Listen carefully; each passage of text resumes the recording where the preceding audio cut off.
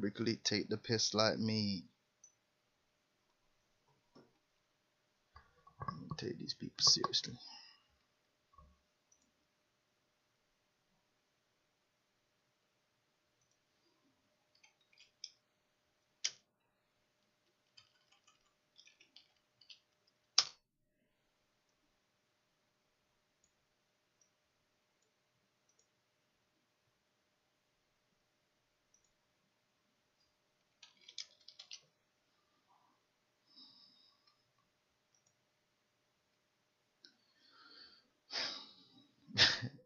Well, hey, Shalom, Akia, Yabashim Mishai, Brakatah, man, Shalom. Just give me a second. Let me just send this broadcast out.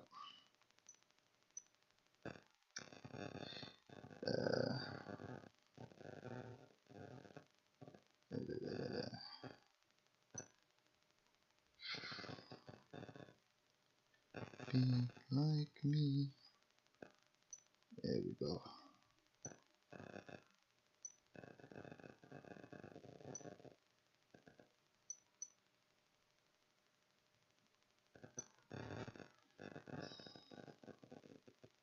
Hey, Tawada for letting me know about the audio. Tawada.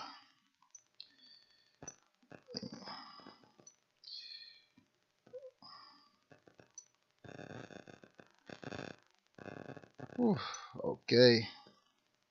Live.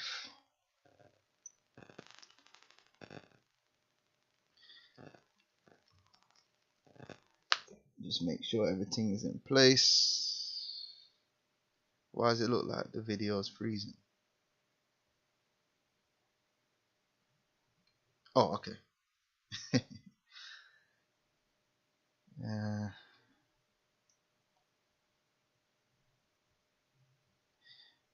Okay, right. First, of course, I would like to give all praises unto Yahweh Ba'Shem Yahweh Shai, and double honors unto the apostles and elders at GreatMillStone, who I learned this truth from. You know, my spiritual leaders in this ministry. Shalom to you brothers out there on the highways.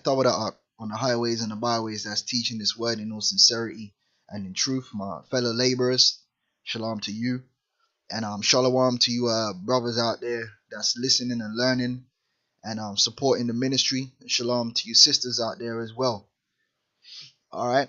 Now this show, I've given it a title, Marriageable Age, because we're going to discuss marriageable age, legal age. We're going to discuss what a legal age is and how that applies to the law and the scriptures within Hebrew culture. And we're also going to show spiritual discernment. Alright, because you got to have spiritual discernment, which we here at GreatMillStone, we have spiritual discernment. We're very balanced. Alright, we remain balanced. In order to remain balanced, okay, you got to do away with emotion and truly appraise the situation spiritually through the spirit and power of Yahweh Shem Yahweh Shai with the scriptures as your guide. Alright, so that's what we're going to be discussing now. Before I go any further into discussing these topics, we might touch on rape. Might touch on that topic too. It depends how much time, because I think I only got about an hour. But I want to focus in on marriageable age, legal age. All right. Now I want to put this up on the screen. All right.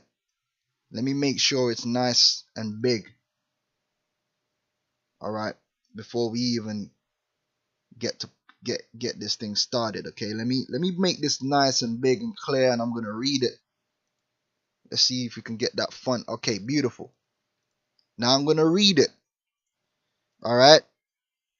Please note, okay, so now you need to pay attention. The subjects discussed in this show are i.e. marriageable age, legal age, if we discuss rape.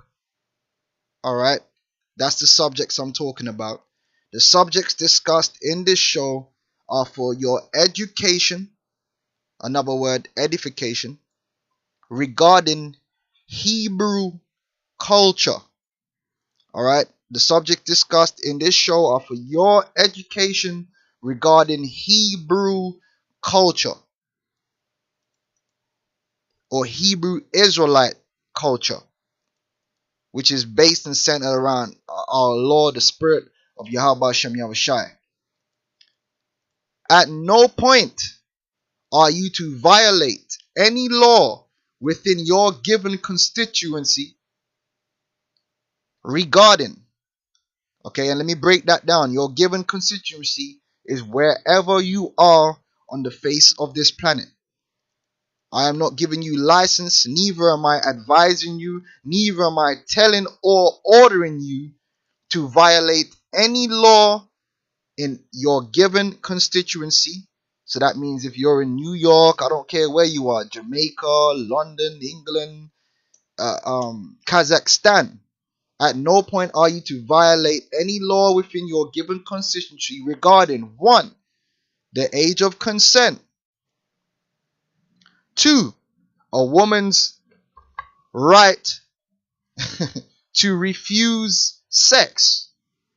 In your constituency, there are laws which govern these things. You are to obey them, because we don't live in a world where Hebrew culture is the authority, or where Hebrew Israelites are the authority. We must abide by these laws. Okay?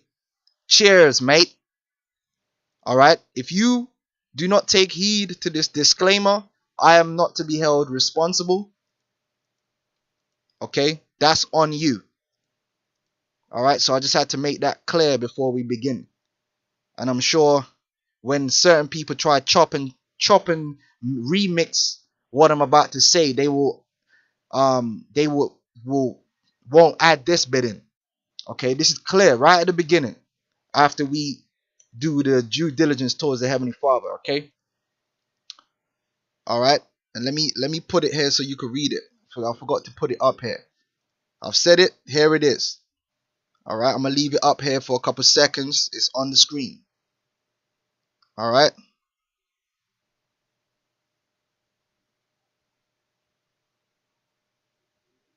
Alright? It's in the description box. If you want to go and read it there, read it there. This is the disclaimer. Alright? Very clear. This is for educational purposes, not for your practical application. Alright? Thank you very much. Alright, now let's move on with this thing. Now, let's deal with marriageable age. Alright? Let's deal with marriageable age. Now, you got these cats out there, and basically they got a problem that, because we here at GreatMillStone, we teach that marriageable age, according to Hebrew culture, according to the spirit, marriageable age for a man and a woman, alright, the age at which they're eligible to become married, i.e. to have sex, alright, is upon the onset of puberty, aka sexual maturity. Alright? So what I'm going to do is I'm going to show you a scripture, and then I'm going to get into what sexual maturity is, and we're going to go from there. Alright? We're only dealing with knowledge. We're not dealing with emotion. We're dealing with knowledge. Alright? Understanding. Wisdom. Okay? So I want to get this first scripture. 1 Corinthians 2:15. But he that is spiritual judgeth all things. Okay? A spiritual man can judge all things, including marriageable age. Okay? Yet he himself is judged of no man. But who hath known the mind of the Lord, that he may instruct him? But we have the mind of Yahushai. Yahushai, if you are a man of the Lord, Yahushai is gonna sup with you and guide you into the way of understanding and judgment. A lot of these cats, the Lord ain't supping with them, and they're dealing with the matters of the flesh. They're dealing with their own personal opinions, and they're trying to apply their own personal opinions and feelings and social conformities to law. The law is not your personal opinion, all right, your feelings, or what you feel you need to socially conform to be comfortable. All right, which brings me to my next scripture. Romans 12:1. I beseech you, therefore, brethren, by the mercies of the Most High, that ye present your bodies a living sacrifice, holy, acceptable unto the Most High, which is your reasonable service. And that's why us brothers that you see out here doing this work, you know, we sacrifice ourselves unto the ministry. The ministry is of the utmost priority, and that don't mean just cruising the comment boards.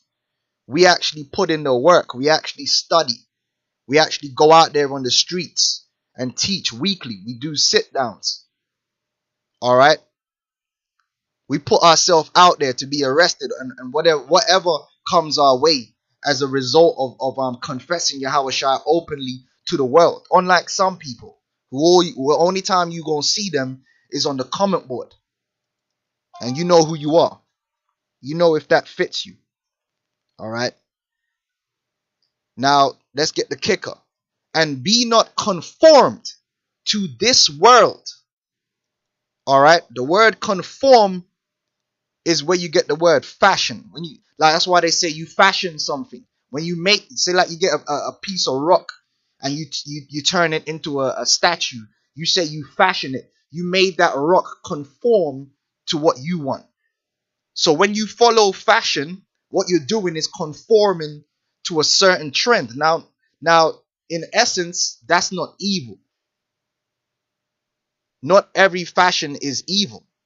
Jacob, you're always going to have fashion. You're always going to have something that's in fashion. As long as it is not against the law or the spirit, Yahweh Shem Yoshai, there's nothing wrong with that. But when you got a false way and ideology, you ain't supposed to conform to that because it's against the Lord. Be not conformed to this world, but be ye transformed. Trans meaning to travel, to move. Formed, transformed, to move to another form by the renewing of your mind, okay, that ye may prove what is that good and acceptable and perfect will of the Most High. And that's what you do. When you come into this truth, you were a product of the world. When you become born again, you now have to renew your mind according to the ways of these scriptures. That's why you have to be educated into Hebrew culture. Now, certain parts of that process is going to be painful. You're going to be uncomfortable. And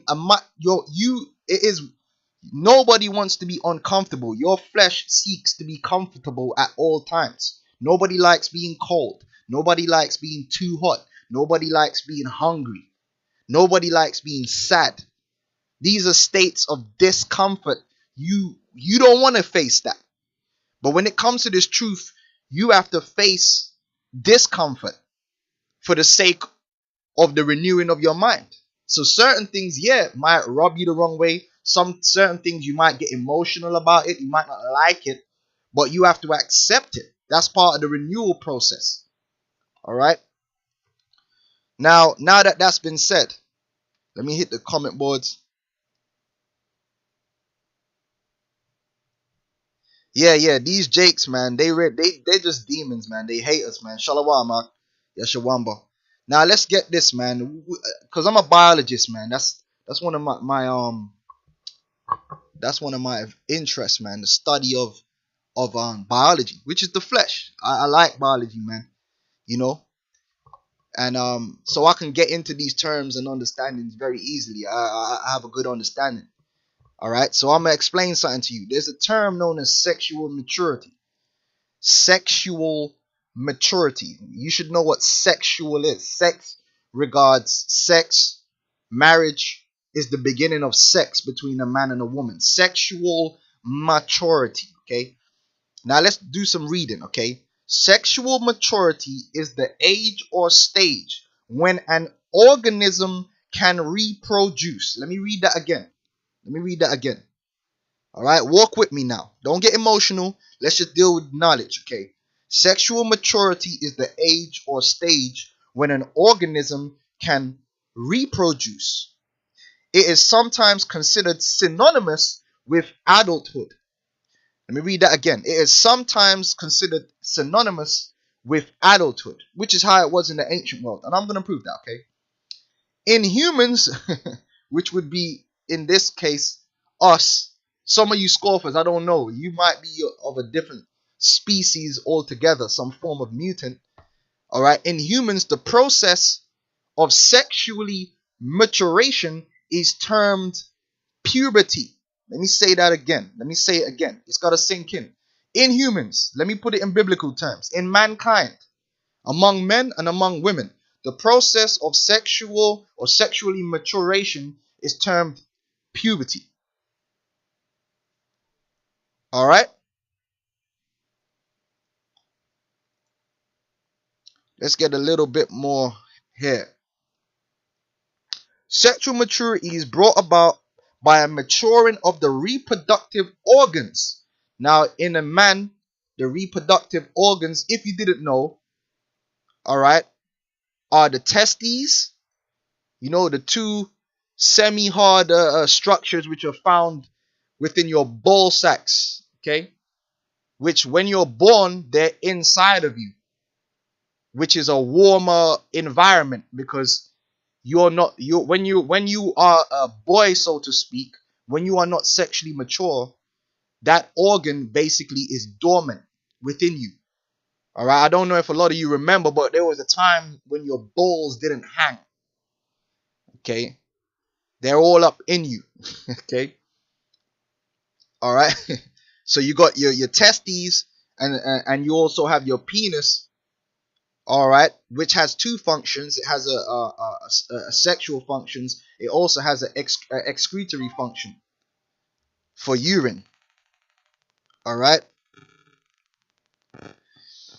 In women, you got the ovaries, which always remain inside the woman. You have the ovaries, you have the womb, you have the vagina, and of course, the vagina also has an excretory what should I say? An excretory use as well. But those are the basic sexual organs in man and woman, okay? Sexual maturity is brought about by the maturing of the reproductive organs and the production of gametes, okay? So a gamete is sperm, which sperm comes from spermatoza, all right? Which is produced in the testicles, all right? Sperm is produced in the testicles. All right. Now, when your testicles mature, okay, which happens during puberty, your testicles mature. What happens is your testicles drop out of your body because the internal environment of your body would be too hot to support these sperms. They need to be cooler, which is why your ball sack is outside of well, not outside, but it's away from the main internal area of your body, which is of a higher temperature. So your balls drop, your testicles become outside, and they start to produce gametes, sperm. They start to produce and store sperm, which is used during sex, all right? Which the sperm is ejaculated through the penis into a receiving woman for her to conceive. The word conceive means to take in and hold. All right, this is just facts. Okay, this ain't nothing I made up. Okay, this happens. That's how you got here. All right, your father went through this process. His father went through this process, and if you are above the age of say 12, 13, 14, you've gone through that process where your balls dropped. You started bursting that milk. Okay. All right, what did they call it? What did they call it in Game of Thrones? What did she call it again? Your nectar. The bitch said, "Give me your nectar," you know. Yo, if a girl say that to you, you taking it, man. Anyway, now in women, it's another process. You got the ovaries. The ovaries start to come alive, and then they start to produce one egg every month. That's known as menarche. All right, that's when a woman has reached sexual maturity. She's producing gametes. Their gametes is it called a oocyte? I could be wrong on that. Oocyte might be after. Okay, yeah, oocytes which may undergo to form an ovum. You know, oocyte is once it's been fertilized. That's when you get the oocyte. I studied this stuff a long time ago. Okay, you got to excuse me. All right, but you get the egg. Once you're producing the egg is a gamete. These two gametes, the sperm and the egg, come together, and boom, that produces a oocyte, and that's when you start getting people getting manufactured in the womb. Okay. It may also be accompanied by a growth spurt or other physical changes which distinguish the immature organism from its adult form. So once you become sexually mature, changes start happening which are going to differentiate you outwardly, because inwardly you've already made certain changes. You are sexually mature. You're going to still be making changes on the outward, which is going to signal to the opposite sex that you are sexually mature. These are termed secondary sex characteristics. So we should all know what they are. Secondary sex characteristics. So in humans, what would that be? Well, what happens is the woman's breasts enlarge, which this starts to happen before menarche. Before they start bleeding, their breasts start to enlarge, because your breasts need to be ready before you start bleeding, because once you're bleeding, you're ready to reproduce. That's it. You've done. You are now fully capable. You are a sexually mature individual. You are no longer a child in the terms of what you would, like an infant. You are now in sexually mature status. So your breasts are growing. All right. The hips widen, because men looking at so that you can give birth. The hips of a woman widen. The man's hips don't widen. The woman's hips widens, and so forth. The genitalia blooms. All right, which I'll show you that. And in a man, they also get certain things outwardly as well. You know, like the shoulders start widening and all that kind of stuff. And women notice these things. Women notice these things, just like men notice these things in women. That's the laws of sexual attraction. Once a woman is exhibiting anatomical sexual characteristics, it attracts men, and vice versa. This is something which you cannot deny. It is biological. All right, you notice these things. You notice hips on women. You notice breasts on women. This is a fact. If you notice these things. Now, the extent to which it's going to attract you is going to differ from man to man, from what you're looking at. But it's just facts, man. We're just dealing with knowledge right now. All right, this is school right now. This is education. Don't blame me. This is just what happens. All right, and you can look up more into that for yourself. So I mentioned that. That's fine. What I need to go to is menarche, because this is going to lead into the next scripture. Now, menarche, because we're focusing on women. Okay, menarche or menarche is the first menstrual cycle or first menstrual bleeding in female humans, and this is when a woman becomes sexually mature. She is now capable of reproduction. This is what separates women from little girls. This is the separation biologically. Just like a man and a woman are separated, not because they got arms and legs. One has a penis and testicles, and one has a vagina and ovaries. This is the facts. This is just how the Most High made us. We're separated. Things are separated like that. It's just, you can't deny it. Okay, it is what it is. All right. Now it says whoops, I don't want to go to human. It says or the first menstrual bleeding in female humans. From both social and medical perspective, it is often considered the central event of female puberty, because puberty doesn't just involve menstruation. Puberty is a whole giant process, and there are things which still happen to the body while you are sexually mature, which continue to develop you, because your breasts don't just grow and then stop growing. They might keep growing, or different things keep happening to you. You might keep going taller over a series of years. But that point, the central point, the thing that differentiates you, with what makes you sexually mature in a woman, is the menstruation. Because biologically, you can now get pregnant. You are ready to reproduce. This is just the facts. This is biology. I didn't make women, okay? This is just how it is. As it signals the possibility of fertility. All right? It says girls experience menarche at different ages. So there is no one set age, so to speak, that you can say, boom, now she's a woman. It's different for every woman. It's slightly different. It's a process. That's why in the Bible there's no arbitrary age. Just in this kingdom, they try to make an arbitrary age. Something someone made up, but it's not biological. All right?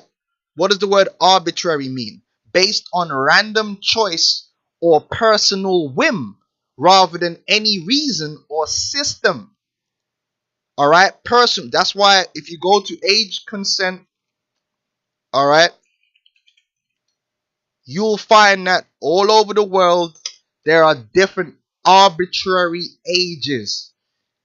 All right? Where is the Wikipedia? All right, it's arbitrary. It's not an exact science. If someone just said that's what it is. All right, let's get that. By country or region. All right, age of consent. Let's just go country or region. Boom. Let's just stick to Europe, for example. All right, it varies from 14 to 18 in Europe. There's a map. It's arbitrary. All right, different nations have established a different arbitrary age of consent for sex, which is not based upon biology, nature. It's just based upon someone's say so, which that's their country. They could do what they want. If everyone agrees to that, that's their business. All right. Albania is 14. Andorra is 14. Armenia is 16. Austria is 14. Now you're going to have women that become sexually mature before 14. You might have women that have become sexually mature after 14. It's just an arbitrary number. All right? It's just an arbitrary number. But like I said, this is just for your education. And you should obey whatever that arbitrary number is in your constituency. Thank you very much. Thank you. All right? It's different. So it's different. It's an arbitrary number. The scriptures don't have an arbitrary number. The scriptures are going based upon what it is. Let's get 1 Corinthians 7:36. All right, that's why there's no law saying a woman shall not marry unless she is 20, or a woman shall not marry unless she is 18. You can't say that. There's no arbitrary number in nature. The Most High didn't create it like that. There's a general parameter. Let's get the word parameter. A lot of you don't know. If you know anything about nature, nature deals with parameters. For instance, in spring, most flower-bearing plants start to flower. They don't all start flowering on the 1st of March. Like every tree doesn't start flowering at the exact same day at the exact same time. But there is a parameter. It happens within a certain time frame. And each tree, even in an orchard, each tree will start blooming at different times within a parameter. Everything is parameters. If you understand nature, nature deals with parameters. A highest extent and a lowest extent. Just like the age that most women reach menopause is generally around the same age, but there's a parameter. It might be a bit over, a bit under. There's a parameter, a numerical or other measurable factor forming one of a set that defines a system or sets the conditions of its operation. A limit or boundary which defines the scope of a particular process or activity. So sexual maturity tends to happen within a specific parameter. So not every woman reaches sexual maturity at the age of 12, which is why the Bible doesn't give an arbitrary number. This is where you have to have understanding. Before get understanding. Alright? Understand that. People develop at different rates, both mentally but also physically. But there's a parameter. There's a generalization, okay? So, okay, 1 Corinthians 7:36. But if any man think that he behaveth himself uncomely toward his virgin. All right, now by his virgin in this particular case is talking about a woman that's betrothed to you. Now, it's recorded in history that certain times men would betroth their daughter to a man before they were even born. You could do that. See, the problem that a lot of these cats are having is that they have a problem with a woman not being entitled to a choice. But in Hebrew culture, women are not entitled to a choice. You can give a woman a choice. The man who is in authority over that woman, whether it be the husband, whether it be the father, can give a woman a choice. But she is not entitled to that choice. And let's look up the word entitled. Alright? And this is the problem that a lot of these cats are having, because they grew up in a world where a woman is entitled to a choice. And their thing is that they believe in their mind, this is their conformity, that if the woman isn't entitled to a choice, she will never love them. And that's their whole issue. They're trimming their way to seek love. They can't picture a world where the man is in authority or in rulership over women and women still love them. They can't imagine that. They're like, no, we gotta give the woman a choice or she's not gonna love me. Which is just totally ridiculous, okay? But that's the nature of a simp. The word entitled, belonging oneself to be inherently deserving of privileges or special treatment. This is what it is. In this world, women are been told that they're entitled to, or they deserve certain privileges or special treatment, but they're not entitled to that. If they receive any privilege or special treatment, it is at the behest of whoever is in authority. So if you want to give your daughter a choice of who she marries, you can do that. I'm not going to argue with you. I'm not going to fight you. That's your daughter, man. The law don't say you can't. But if I don't want to give her a choice, you can't say nothing to me. And if you don't want to give her a choice, I can't say nothing to you. You the king in that state. There ain't no law against you ruling over us, laying down legislations and laws within the confines of the law. Do as you please. None shall interfere. Okay? Alright, it's just certain things you can't get on guys for. It's their personal thing, man. One guy might not want his woman to ever wear a red dress. I can't say, brother, you can't tell your woman don't to wear a red dress. God damn, that's his woman, man. Look, and she doesn't have a choice. Alright? So understand that you had situations where women were betrothed to men and they didn't have no choice. And when that day for the marriage happened, she didn't have no choice in that day either. She was going to go into that marriage chamber and the man was going to take his wife that he was his possession.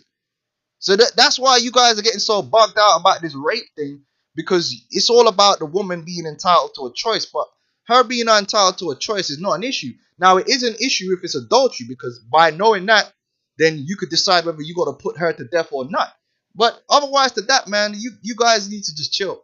So it says, but if any man think that he behave himself uncomely toward his virgin, now that man could be of any age. It doesn't matter, man. These guys are trying to make the age the issue now. Oh, if the man's 65 and the woman's 20 or 18 or whatever the case may be, in Hebrew culture, that's off. Who the hell are you? Listen, man, what are you doing, man? You can't listen. As long as it's a man and a woman in Hebrew culture, they can marry, man.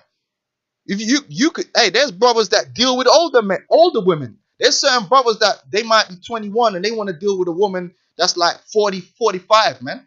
Hey, do you, brother? There ain't no law against that. Whatever, you guys are trying to make laws that don't exist, man.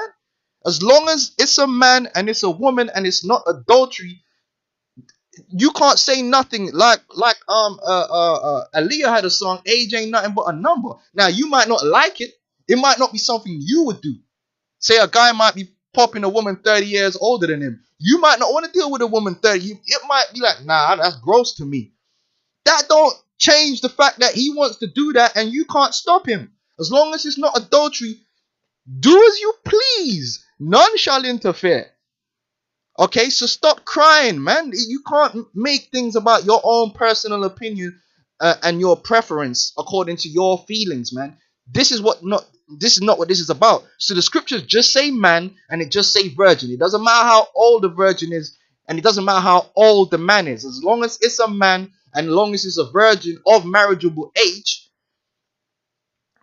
do as you please. None shall interfere. All right.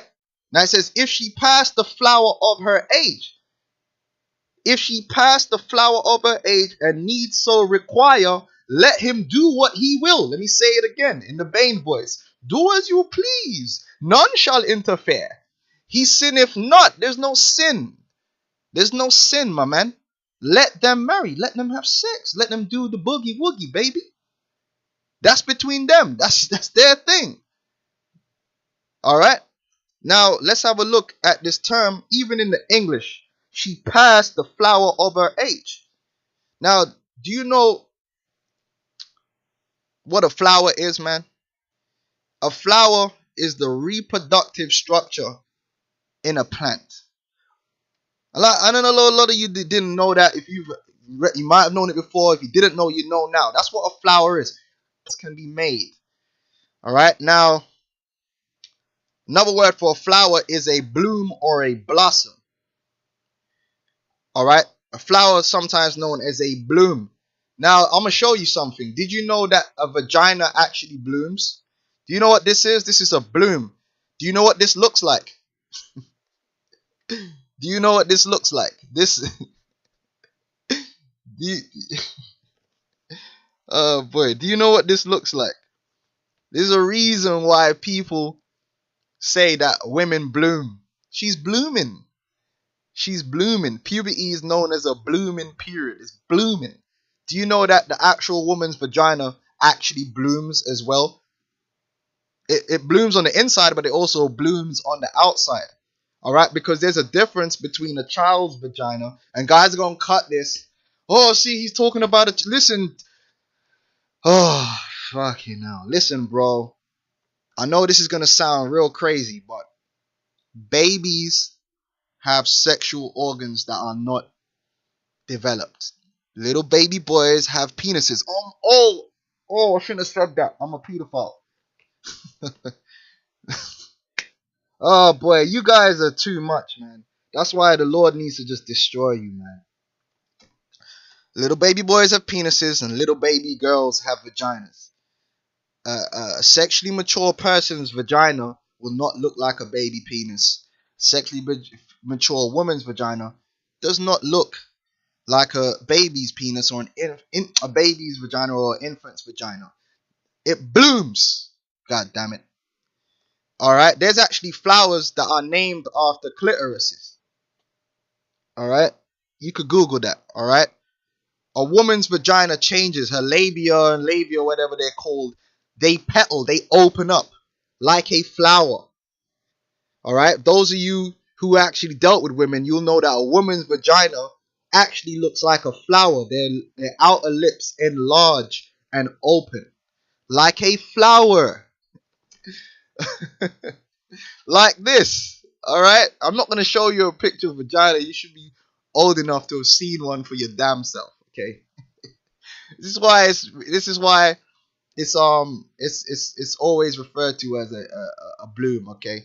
So it says, if she passed the flower age. Now what it's talking about there is her passing from the first point of her life and blooming into the second part of your life. Your life is split into two parts. You got your stupid folly ass child state, and then you got the adult state, which begins when you reach sexual maturity, man. See, in this world, they've made three parts of life. You got infancy, and then you have adolescence, and then you have adulthood. That is not true. There really is only two parts of your life. All right? And that's how it was in the ancient world. That's how it was in Hebrew culture. All right, so I want to get into this. Let me just quickly check the comment board because I've just been rambling on. But it's for your edification. Those who don't know, you're going to learn. All right, this is not about being emotional. Let me just check the comment board.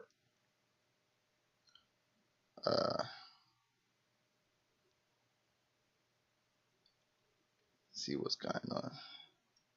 Yeah, Sirach 7:25. Marry thy daughter, and so shalt thou have performed a weighty matter, but give her to a man of understanding. Yeah, you would prefer to give your daughter to a man of understanding. You don't want to give your daughter to no nigger. Like one of you. You know what would really hurt?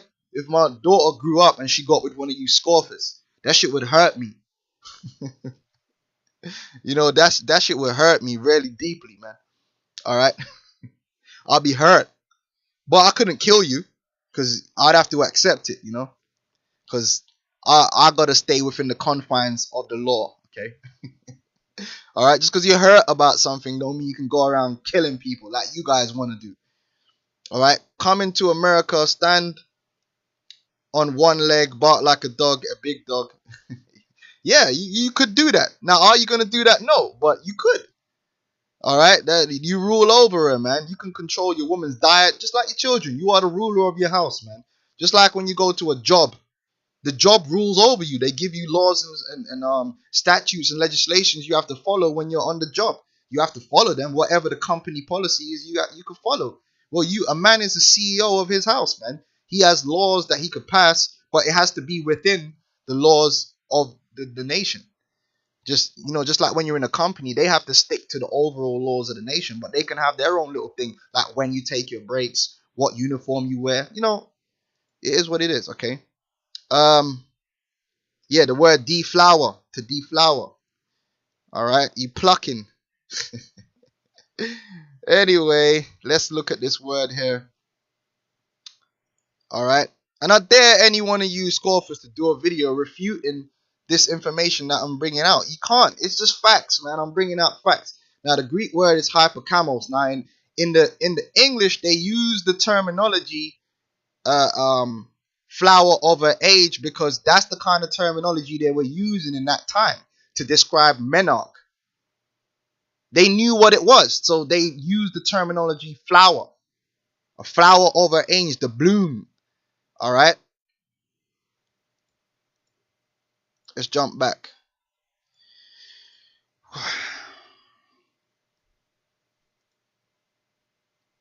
After this, if you still can't get it, man, then you just ain't right. And it's just that simple. Now, it breaks it down. Outline of biblical usage be on the bloom or prime of life. What's the bloom? What's the bloom? Be on the bloom represents your first menstrual cycle. That's when a woman has bloomed.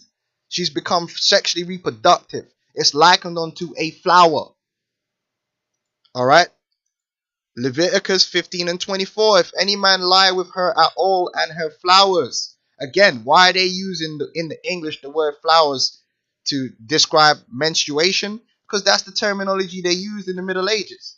Be upon him, he shall be unclean 7 days, or the bed whereupon he lieth shall be unclean. And you look up the word flowers, interlinear.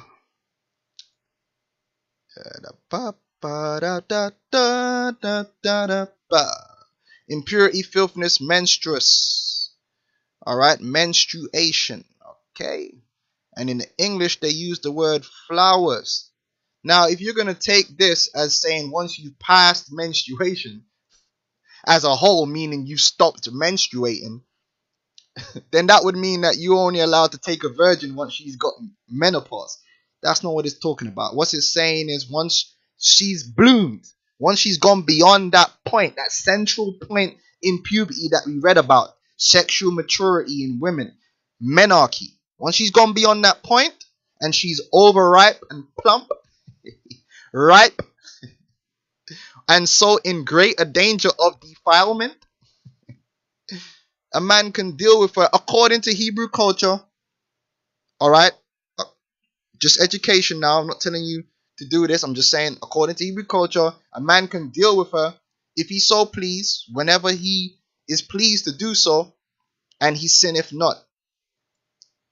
Now, that's not saying that if as soon as she bleeds, he has to go in on her, or he might want to.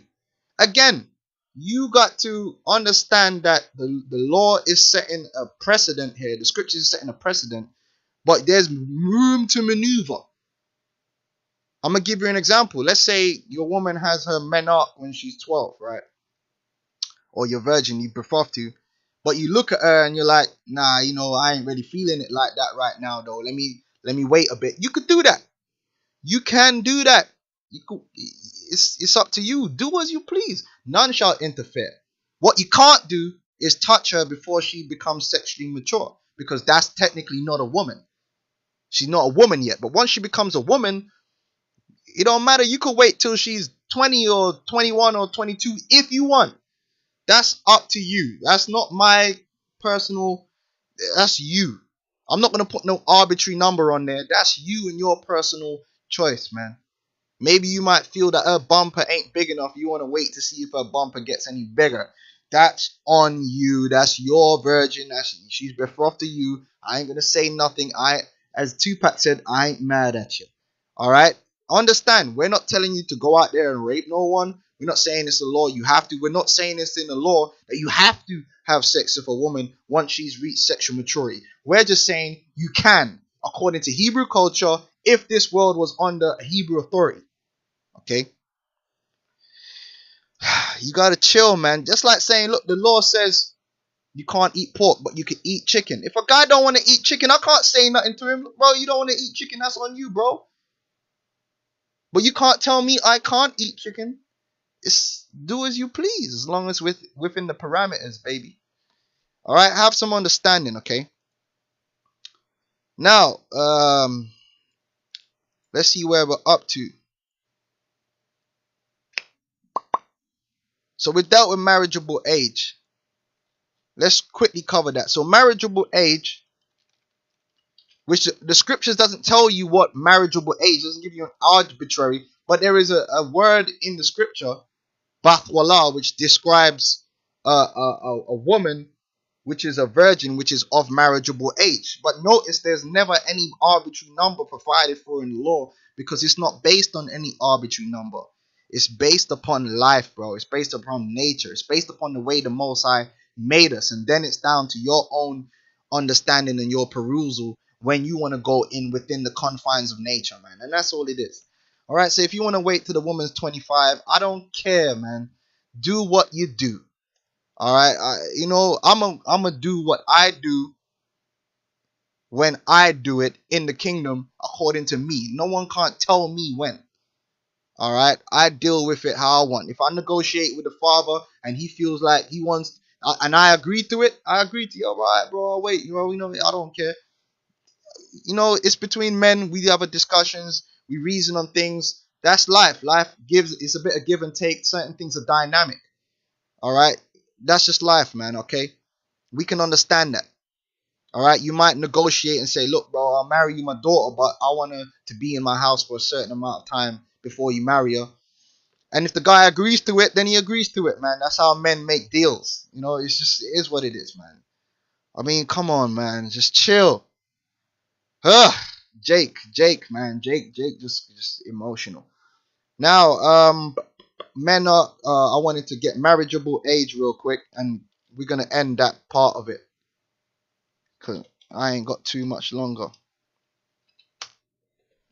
So a marriageable age is the minimum age at which a person is allowed by law to marry, either as a right or subject to parental or other forms of consent. Blah, blah, blah, blah. Let's jump down to ancient times. Historically, the age of consent for sexual union was determined by tribal custom or was a matter for the families to decide. In most cases, this coincided with the signs of puberty, such as menstruation for a girl and pubic hair for a boy. Okay, again, once a woman in the ancient times, once a woman reached sexual maturity, she was marriageable. She was eligible to be married. Okay. Oh boy. Now, let's deal with some quick information here. We're gonna deal with legal age in a minute, if I got time. I'm just gonna run through this information. All right, let's get this. Okay. Now, if you want to search for this particular article, it's Children and Youth in History, Age of Consent Laws. Okay. I'm sure you could Google it. You can find it. Read the whole article. It's very informative. Okay. Now let's get an understanding here. Now I'm going to read this for you, brothers, and then I'm going to jump to another article. Okay. In the 1930s, support for setting the age of consent at 16. Again, this is arbitrary. This has got nothing to do with nature, nothing to do with the Most High. A bunch of guys got together and just decided this. Okay. Support for setting the age of consent at 16 years or older began to weaken, characterized by growing economic, social, and cultural independence. Girls in their teens assumed a place in Western societies quite distinct from that of younger children. New concepts of adolescence.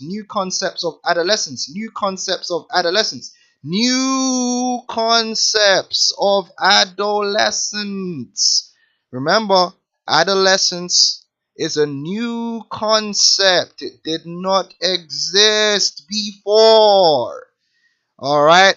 New concepts of adolescence and specifically of girlhood normalize sexual activity during the teenage years, at least within peer groups. And let me read that again. Just like today, people kind of accept that teenagers have sex with teenagers. People accept this. They accept that. They are willing to accept it. They are willing to accept if a 14-year-old and a 14-year-old are having sex. And a lot of these niggas on the comment board, they will accept that. All right, this is a new thing that they'll accept that. You know, just like in England, if a 15-year-old and a 15-year-old are having sex, they'll accept that.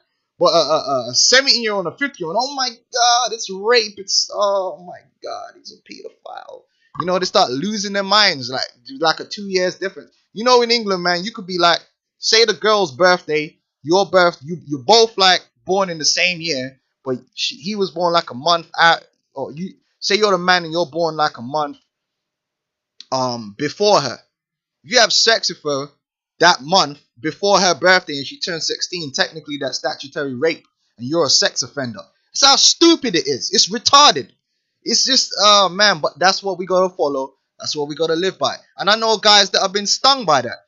Plenty of times, sixth formers were dealing with people from the lower years and got caught and they got put on a sex offenders list for dealing with some girl, some woman that had breast and bumper and bled every month and was walking around, you know, and he got stung because he was a 2-year age gap, man, and he's on the sex offenders list. Jailbaited out, you know, that's how it is nowadays, man. All right, now it says new concepts of at least within their peer groups at sex play necessary to achieve adult heterosexuality. So they're just playing around. They're just playing around. It's not serious. Getting back shots at school. Emboldened and influenced by such ideas, girls more often talked of being in love with the men charged with having sex with them and expressed sexual desire. Prosecutors and juries increasingly refused to treat such cases as rape. Like, because now if a man who's older deals with a younger girl that's below the age of consent, they automatically call it rape, you know. That's statutory rape, you know. That's just true, okay? Legislators, however, did not reduce the legal age of consent. The resulting tension was reflected in slang, most notably the American term jailbait. Now, they're going to say GreatMillStone made up jailbait. Jailbait is a phenomenon which was brought about in this modern age, and it's true. And any man, look, man, I'm going to just say this, and I don't give a fuck, man. Any man that says they've never looked at some jailbait before, you're not a man. You're a liar and a hypocrite. All right? Because I guarantee you've walked down the street and seen a woman, right, that is below the age of consent and you didn't know and you were attracted to her. And then when you found out her age, you were like, damn, oh shit, no, it's happened to everyone, bro. It happened to Akon. It happens to guys all the time, okay? They get caught out by some jailbait because she is a woman, but not legally according to their constituency. And that's all it is. It's a legal thing. It's not really biological or what it really is in reality, okay? American jailbait dating from the 1930s that registered cultural recognition of teenage girls as sexually attractive. Let me read that again. This is not. Hold on. Let me see if GreatMillStone wrote this. Let me see if I wonder if who wrote this. This is how to cite this source. Stephen Robertson, Age of Consent Laws and Children and Youth. And maybe Stephen Robinson is in GreatMillStone. Hold on, maybe GreatMillStone was back there in the 1930s and they spread a rumor that you can get teenage girls that are sexually attractive. Maybe that's what it was. Maybe that doesn't really exist. And it's just GreatMillStone making it up. Maybe breasts and wide hips are just not sexually attractive. Maybe age is sexually attractive. Maybe it is that it's actually a number on a driver's license which determines whether you're sexually attractive or not. Damn, I mean, now I get it. Now, oh, that must be in Genesis somewhere. And the Lord said that a woman, once she's got the driver's license, it says that she's 18 years old, will automatically now be sexually attracted to men. And if she's not got that on the driver's license and it's below that age, there must be something wrong with him because, you know, that's how stupid you guys are, man. It's just ridiculous, bro. It's ridiculous. This is just biology, man. Sexual attraction is biology, bro. It's just biology. Alright? It's not ideology. It's biology. It's not an idea. It just is what it is. Just like hunger. Okay? Hunger is not an ideology. It just is what it is, man. It's real. Hunger is real. Okay? And when you see food, you want to eat it. It's real. Alright? If you see food and it smells good, you want to eat it. That's just real, bro. Okay? Oh, boy. American legislators did amend, it says, cultural recognition of teenage girls as sexually attracted, even sexually active, but legally unavailable. So they're admitting here that you're going to get women, because they are women, that are sexually attractive, they're sexually mature, they have the outward sexual characteristics of a woman, they're even sexually active, they're having sex among their peer group, whatever, but they're legally unavailable to a group of men which are above an arbitrary age, legally. American legislators did amend laws to take account of the offender's age during the 1940s and 1950s as teen culture expanded and female adolescents exercised their sexual autonomy. During and after World War II, if both the male and the female were underage or between 2 and 6 years above the age of consent, the punishment was reduced, you know? Right, okay, so yeah, so bullshit, man. Now let's jump to this article right here. Let me hit the comment boards.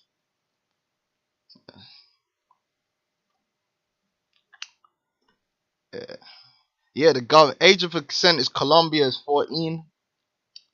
Yeah, man. Hey, shalom, brother. Shalom to all you brothers, man. Alright, we just going in, we just dealing with knowledge right now. That's all it is, man. Alright, they can chop and remix what I'm saying. I don't mind. Do it, man. Do it. Alright, anyone that's level-headed, once they watch this video, it's a bit long, but if you really want to get the understanding, you'll watch. That's what we're here for. You'll watch and you'll learn. Alright, you can't always understand everything in 10 minutes, man. Alright? Oh, boy. I'm running out of time. Okay, I gotta read this other article, RKM. Again, Ancient World Review. The brother GMS joined onto me, sent me this article, you know, and he kind of kicked me up the ass, made me have to do this video, man. A brother through the spirit. I wasn't really gonna jump on this topic again, but hey, the spirit has it where I just go into this topic. You know, I understand it very well. It's biology, you know. It's my area, baby. Now it says the Ancient World Review, an ancient history portal with notes and commentary by Gary Carson. Age of consent in the modern and ancient worlds. Now I'm gonna read this whole thing, okay? The age of sexual consent in the United States has been pretty fluid over the years. They keep changing these arbitrary numbers, okay? It's currently 16 in at least a dozen states, and the age of consent to marriage with parental consent appears to be 16 in almost every state in the country. Because at certain times they would have it where you could, if the parents agreed to it, the age at which a girl could marry used to be younger. But then if it was a certain age, you didn't need your parents to agree to it, blah blah blah blah blah blah. Okay, but it was not a lot lower in the US. It was a lot lower in the US not that long ago. And I wonder if you Negroes, if you were growing up in that time, you'd be crying. No, you're just conforming to what makes you comfortable in this particular age in 2017. Okay, in 1880, the age of consent was set at 10 or 12 in most states. I remember it must have been GreatMillStone, right? With the exception of Delaware, where it was 7. God damn. Which we don't say that. We go based upon what Hebrew culture is all about, which is puberty, man, okay? We don't need to put no arbitrary numbers. I don't feel the need. We say it's not 12. It's not 10. It's when it's natural. When it naturally happens, that's when it is. According to the Most High, okay? They want us to put these arbitrary numbers, but like I said, some girls develop a little bit later. It's a parameter, okay? It's not an arbitrary number you could put on it, but for legislative purposes, different places are done now, okay? According to Wikipedia, the ages of consent were raised across the US during the 19th century and the early 20th century. By 1920, ages of consent generally rose to 16 and 18, and small adjustments to these laws occurred after 1920. As of 2015, the final state to raise this age of general consent was Hawaii, which changed it from 14 to 16 in 2001. So you could do something in the US and be in Hawaii, and in Hawaii you would have been called a pedophile, but in the US not. You know what I'm trying to say? It's just arbitrary, man. Things that haven't really changed all that much since ancient times, though there are obvious differences in marriage customs. In ancient Greece, for instance, marriages were usually arranged, just like in Hebrew culture. They were usually arranged, but you can also have enticements. You can also have bride kidnappings. These things happen, and there's a way to deal with it. There were no established legal age limits, but most non-political marriages didn't take place until the bride had reached childbearing age 14 to 16. Wikipedia, in other words, the normal marriage age in ancient Greece was more or less the same as it was in Hawaii in 2001, where it was established by law. The status of women has changed over the millennia, at least in the West. In Athens, a woman with no father or brother living could be awarded to her husband by the archon. Awarded, given away. That's it. Look, man, there's no father, there's no brother to be an authority over this woman. So another authority would step in and say, look, man, okay, you got to marry him. And they had to do it. Okay, that was it. They weren't entitled to it. You people, man, you people are crazy, man. You people are crazy. The woman's own consent was not legally required. And it's just like that in Hebrew culture. The woman's consent is not legally required in Hebrew culture. There's no such thing as women's rights. There's no such thing as children's rights. A child's agreement is not required, man. Okay, children do as they're told. If they get a choice, it's because you gave them that choice. Okay, in Rome, marriage ceremonies weren't even necessary. A couple just had to live together with the intent of forming a union. According to the OCD, the minimum age of consent became fixed at 12 for women and 14, puberty or both for men. In other words, the age of consent in ancient Rome was about the same as it was in the United States in 1880. The age of consent in the modern West is basically just an arbitrary number. And I didn't even read this because I didn't read the whole article. I just skimmed through it. But I know what the word arbitrary means. That's all it is. This is an arbitrary number, man. Someone just threw that out there, man. And you niggas are running with it. That's why you running trying to find an arbitrary number that you can apply in the scriptures. That's why you're saying it's 20, because that's when a man becomes a man. Which I'm going to cut that to pieces. But I might have to do that in another live show. I might have to adjust the title of this and do legal age in another show, because I got to get out of here real soon. There is no logical reason why it should be 16 or as opposed to 18 or vice versa. After all, children of 16 don't magically become mature enough to make responsible decisions when they reach 18, only 2 years later. In the ancient and medieval worlds, puberty was always considered to be transition from childhood to adulthood. In the West, true child marriages to prepubescence, were often arranged for political reasons between royal families, but the marriages were usually delayed until the bride or groom had reached puberty. So like I said, you could be, in the ancient world, you could befruit two people before one of them or both of them reach puberty, but the actual marriage wouldn't happen at least until they had reached sexual maturity. I mean, goddamn. Okay, come on. People grew up a lot faster back then, and that's not necessarily a bad thing. In these days of dumbed down schools with their overemphasis on sensitivity and self-esteem, people have an extended adolescence which can stretch into their 30s or even later, and many of them never grow up at all, like you niggas scoffing.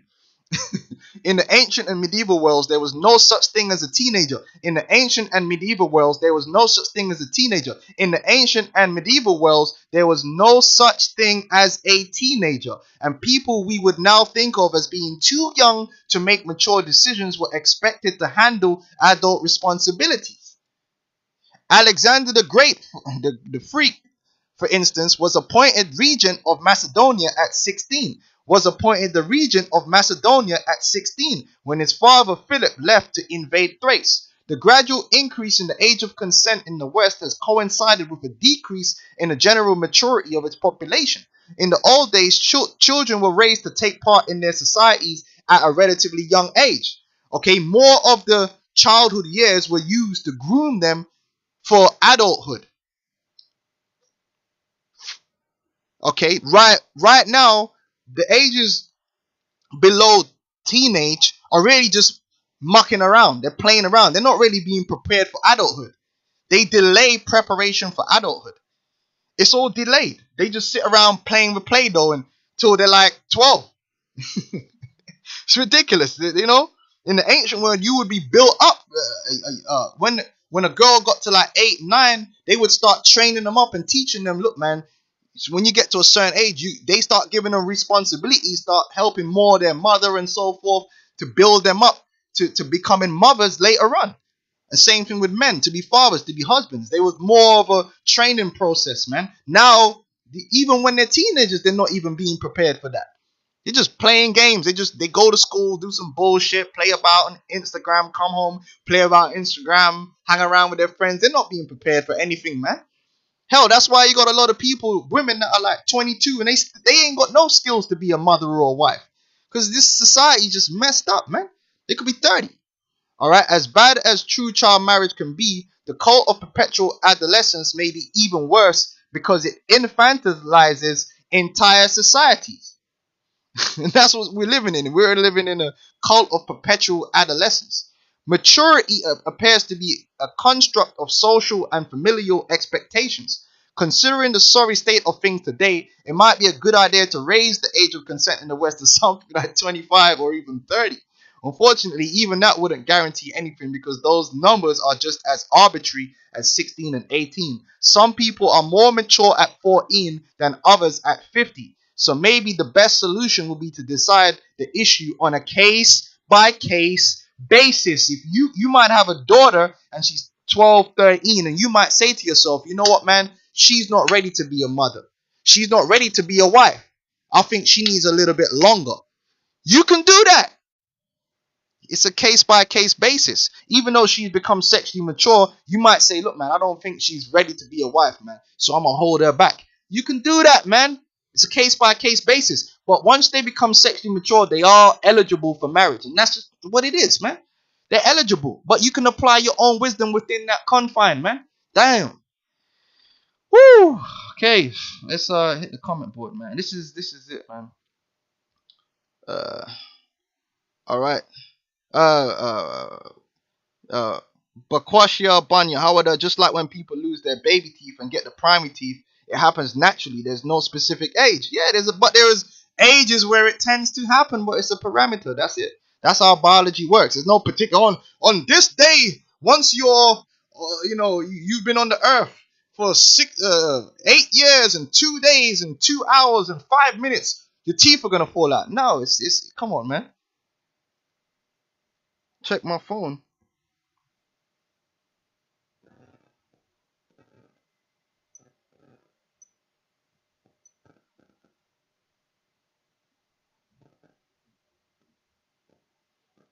Okay, Khan Akia.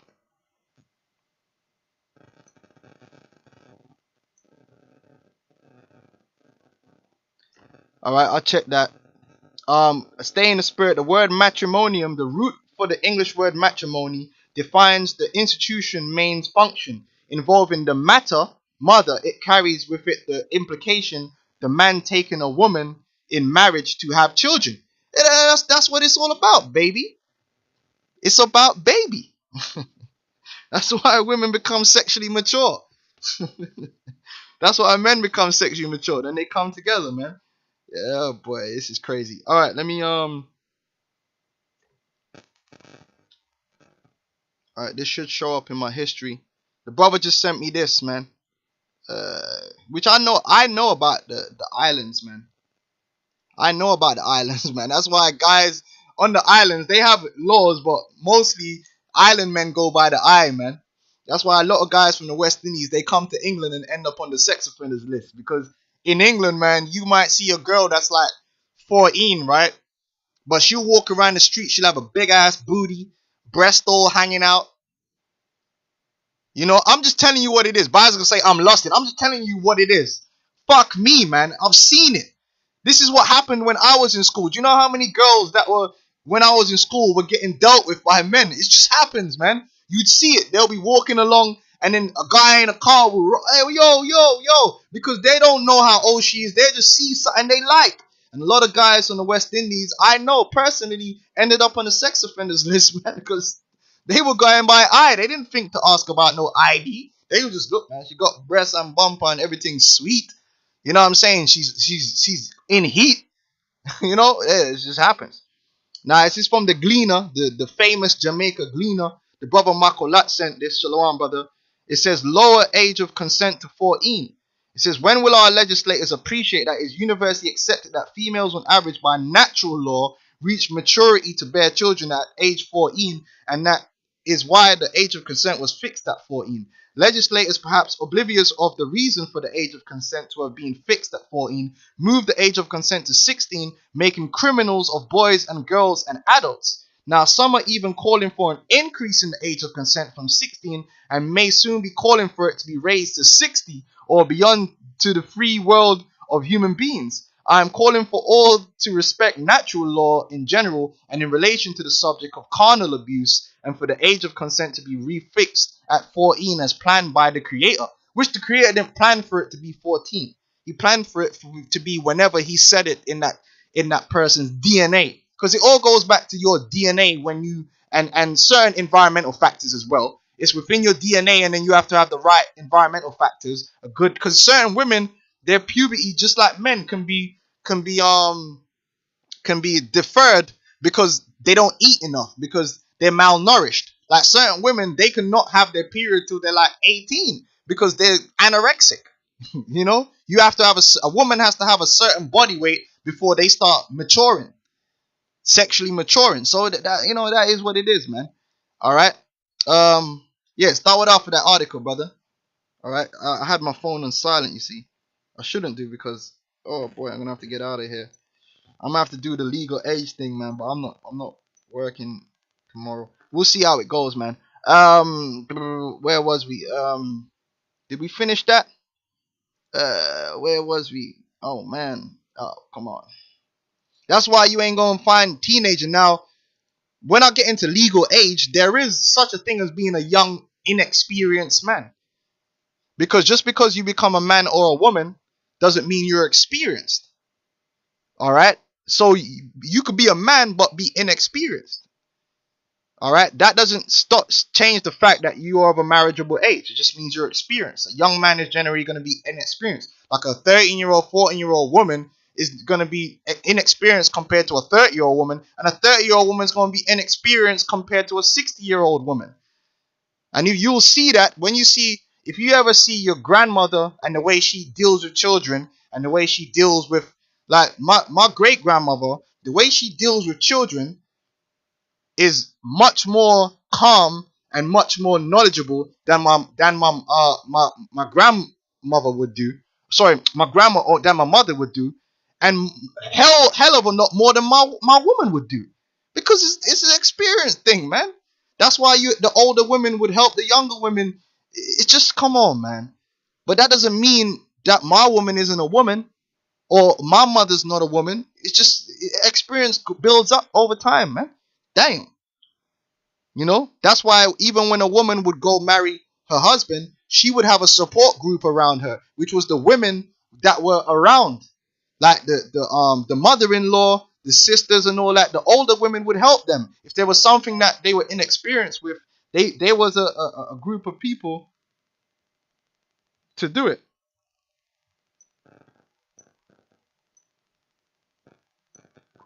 All right. That's why you guys don't understand Hebrew culture, man. You really don't understand. Just like men, a young, unexperienced man has older men to fall back on in situations where you need that experience. Okay, that doesn't mean you can't become a father. You might be, but over here, come on. If you're a grandfather, you're way more experienced at being a father than a normal father. You know, it's just over time experience grows, man. All right, but that doesn't mean you're not a man. Okay, it's just ridiculous. All right, a 13-year-old, 14-year-old boy that's on the gun period and his balls dropped, that's a man. He's just a young man, a young, inexperienced man, but he's still a man. Okay. All right. Oh, I needed to get this. All right, Exodus 16:4. Okay. Now in Exodus 16:4, this is the Lord dealing with Israel like a woman. Now it says, Exodus 16:4, and as for thy nativity, in the day that thou was born, thy navel was not cut, neither was thou washed in water to supple thee, thou was not salted at all, nor swaddled at all. Now none I pitied thee to do any of these unto thee, to have compassion upon thee, but thou was cast out in the open field to the loathing of thy person in the day that thou was born. And when I passed by thee and saw thee polluted in thine own blood, I said unto thee, when thou wast in thy blood, live. Yea, I said unto thee, when thou wast in thy blood, live. I have caused thee to multiply as the bud of the field, and thou hast increased and waxen great, and thou art come to excellent ornaments. Thy breasts are fashioned, and thine hair is grown. You know what he's talking about here? Puberty. Transition to womanhood.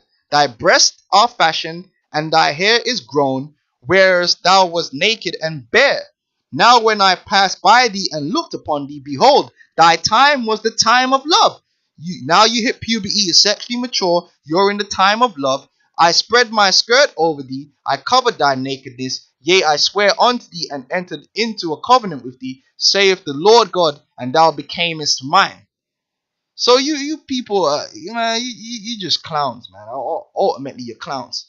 Now, there was something I needed to get. I was going to get the word prime, which the word prime means first. Okay, so the first part of your life is infancy.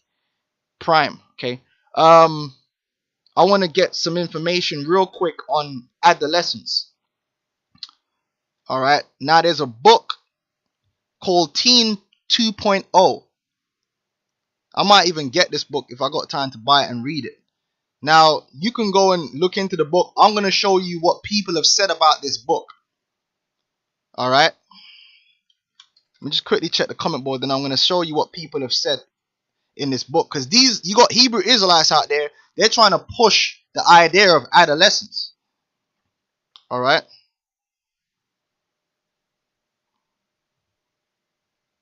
Yeah, man, it is sad that we have to explain this, bro. It is real sad, but it's what it is, bro. It is what it is. Okay, we gotta do this. I gotta give up time in my life to do this.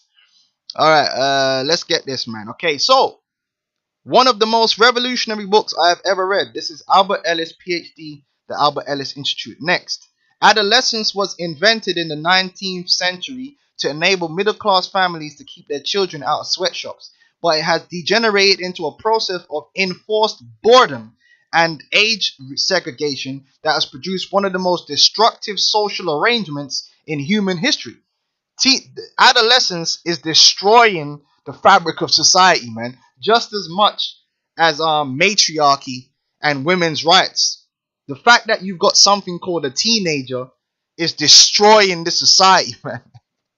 All right, teenagers are just out of control because the whole system is wrong. They shouldn't exist.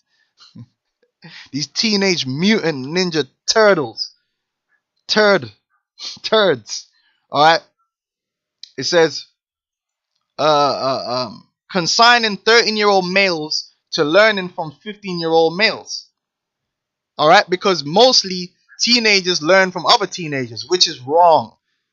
Wrong. Young men should not be learning from young men. Young men should be learning from older men, from elders. It is a social experiment that failed. Because most of these teenagers, they listen to their peer group.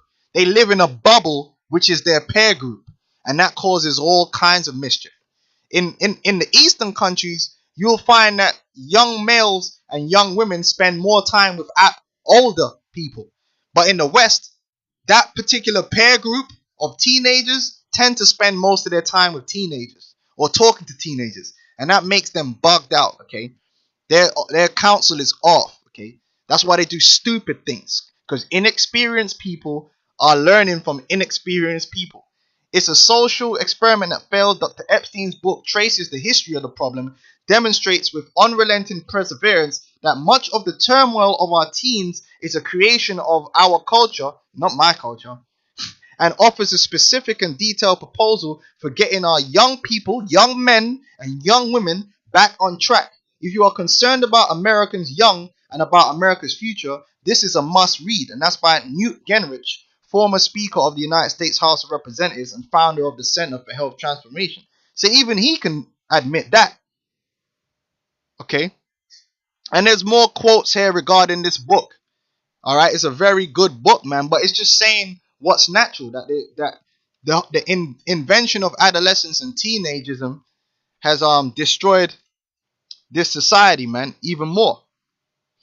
All right, I want to get another article real quick. Is there a responsible adult trapped in your teenager? What would you say to a Harvard-trained psychologist who told you that your 12 or 13-year-old should be allowed to drive, get married, drink alcohol, and join the military? Which, according to our law, he's going off on that. They really can't join the military, all right, and vote, among other things. Well, I thought the same thing until I read The Case Against Adolescence, Rediscovering the Adult in Every Teen, and then talked with Dr. Robert Epstein. Believe it or not, much of what he said regarding teens made sense to me. And I'm not going to read this whole thing. You can go get this article and read it for yourself. There should be no such thing as a teenager.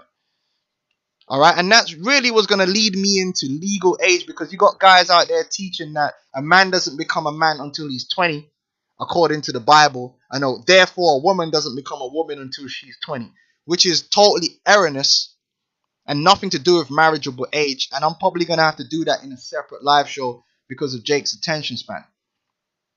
But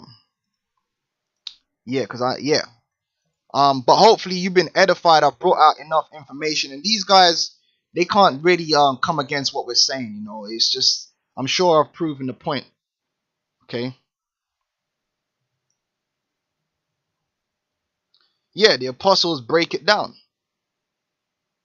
Yeah, teenage mutant nigga turds. That's what they are, man.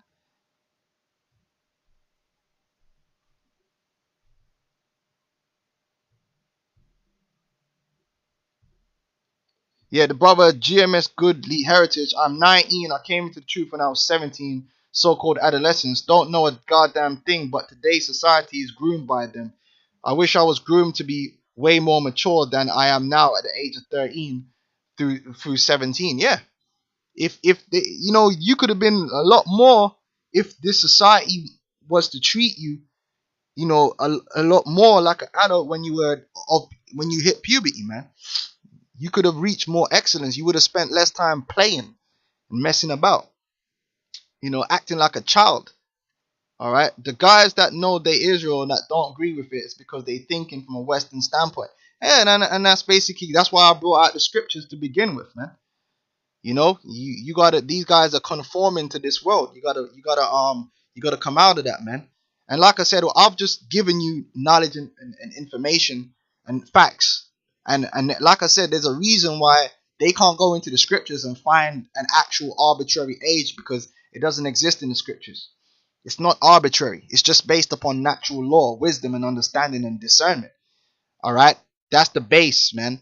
You know what I'm saying? And anything outside of that is your personal opinion, man. You know, whatever it is, man. And you can apply it when you're in control of the situation, but you can't exert that on anyone else, man, because it's not in the law, okay? That's just your feelings. All right. Oh, one more thing, because they're also saying that now you got people trying to say, well, young women and young men can get married, but an older man and a young woman can't get married. That's not in the law. Okay. All right. And there's just one scripture that cuts that, and then we'll end the live show on that, man, because these people are actually crazy. They're actually crazy. But you know, that's their, like I said, that's your personal opinion, and it makes you feel it. I might feel a certain way if I see a 65-year-old man with a young woman. I might be, look, man, whoa, that's a bit crazy. But it's not unlawful, and that's their business. Okay, it's none of my business. Okay. First Kings 1:1. Now King David was old and stricken in years. So this is King David was old and stricken in years, and they covered him with clothes, but he got no heat. All right. Wherefore his servant said unto him, let there be sought for my lord king a young virgin, and let her stand before the king, and let her cherish him, and let her lie in thy bosom, that my lord thy king, the king, may get heat. Basically, she was going to seduce him.